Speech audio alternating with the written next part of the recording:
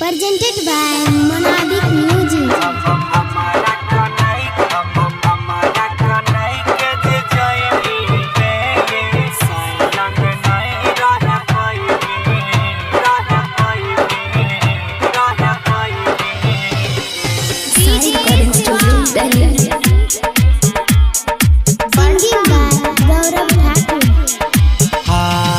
हमारा कन्हई के जे जइबी गे सैलंग नहीं रह पैबी अहे गे हमारा कन्हई के जे जइबी गे सैलंग नहीं रह पैबी गे याद हमारे जब आइतल गे झरा झरा लोर बहैबी गे छोड़ के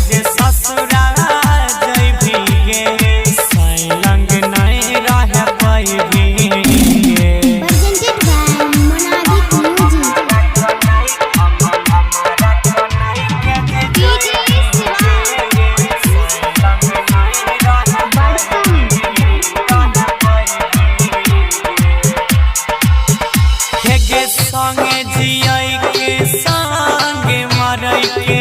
खैने रही क्रिया गे तब किया तू छोड़ के गेली करही नहीं फिक्रिया गे अचरा के छैया में कोई नहीं सुतै तो खुश नहीं जिंदगी बिताई गे हमारा कन्हई के जे जइबी गे सैलंग नहीं रह पैबी गे सैलंग नहीं रह पैबी गे साई रिकॉर्डिंग स्टूडियो दिल्ली।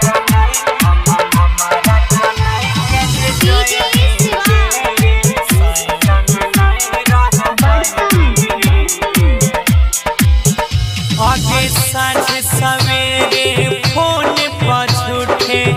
करई रही बात गे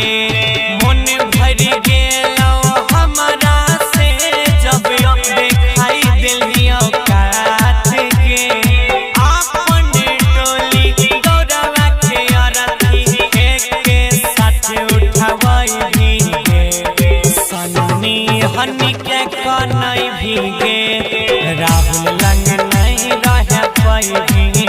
गे सैलंग नहीं रह पैबी।